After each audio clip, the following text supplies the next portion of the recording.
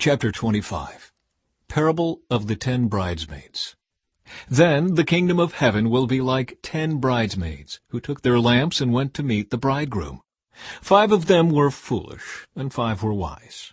The 5 who were foolish didn't take enough olive oil for their lamps, but the other 5 were wise enough to take along extra oil. When the bridegroom was delayed, they all became drowsy and fell asleep. At midnight they were roused by the shout, "Look, the bridegroom is coming! Come out and meet him!" All the bridesmaids got up and prepared their lamps. Then the 5 foolish ones asked the others, "Please give us some of your oil, because our lamps are going out." But the others replied, "We don't have enough for all of us. Go to a shop and buy some for yourselves." But while they were gone to buy oil, the bridegroom came. Then those who were ready went in with him to the marriage feast, and the door was locked. Later, when the other 5 bridesmaids returned, they stood outside, calling, "Lord, Lord, open the door for us." But he called back, "Believe me, I don't know you." So you too must keep watch, for you do not know the day or hour of my return. Parable of the 3 servants. Again, the kingdom of heaven can be illustrated by the story of a man going on a long trip. He called together his servants and entrusted his money to them while he was gone.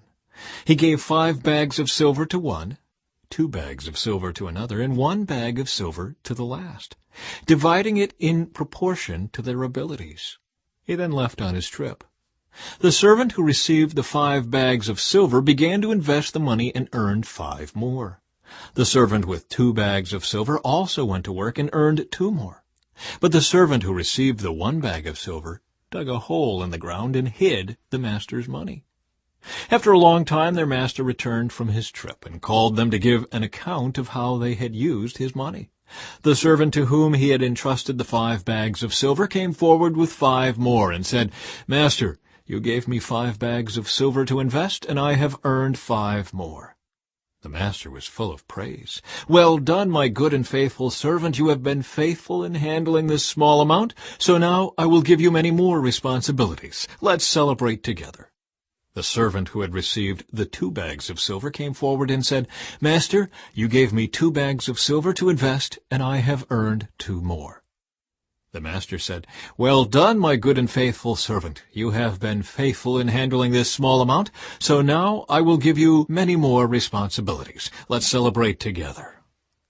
Then the servant with the 1 bag of silver came and said, "Master, I knew you were a harsh man, harvesting crops you didn't plant and gathering crops you didn't cultivate. I was afraid I would lose your money, so I hid it in the earth. Look, here is your money back."